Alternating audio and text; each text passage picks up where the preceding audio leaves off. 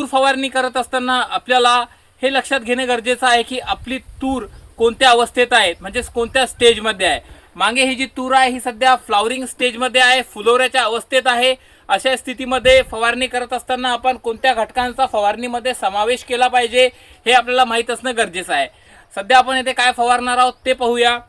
सर्वप्रथम येथे आहे हे नोटर गोल्ड इमामॅक्टिन बेन्झोएट आहे, याच्यामध्ये 5% अळीनाशक म्हणून आपण याचा येथे वापर करणार आहोत।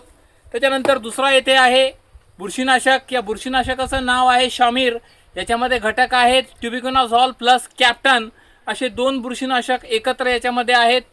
अदामा कंपनीने हे बाजारात उपलब्ध करून दिलेलं आहे, याचं नाव आहे शमीर।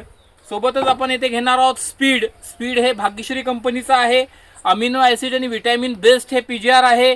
याच्या वापराने आपल्याला फुलांची संख्या वाढलेली दिसेल, फुल गळ कमी होताना दिसेल, त्याच्यासोबतच झाडांमध्ये ग्रीनरी वाढेल। आणि सोबतच जर तुम्ही शेंगा भरण्याच्या अवस्थेत जर याचा स्प्रे घेतला तर शेंगाचा जो दाना आहे तो पोसवण्यामध्ये हे मदत करेल। आणि सध्याच्या स्टेजमध्ये जर तुम्ही याचा स्प्रे घेतला तर तुमच्या फुलांची संख्या वाढवण्यासाठी हे उपयोगी ठरेल। त्याच्यासोबतच येथे आपण बोरॉन घेत आहोत। बघा, बोरॉन हे परागीकरणासाठी म्हणजेच पॉलिनेशनसाठी आणि फर्टिलायझेशनसाठी महत्त्वाचं असते। तूर पिकाबद्दल जर बोलायचं झाल्यास तर येथे आपण बोरॉनचा सुद्धा या फवारणीमध्ये समावेश केलेला आहे। ही फवारणी झाल्याच्या काही दिवसानंतर आपण इथे या प्लॉटवर एक दुसरी फवारणी सुद्धा करणार आहोत, त्यावेळी सुद्धा मी तुम्हाला व्हिडिओच्या माध्यमातून माहिती देईल। तुमची तूर सध्या कोणत्या अवस्थेत आहेत आणि मागची फवारणी तुम्ही कोणती केली आहे आम्हाला नक्की सांगा कमेंटमध्ये। धन्यवाद।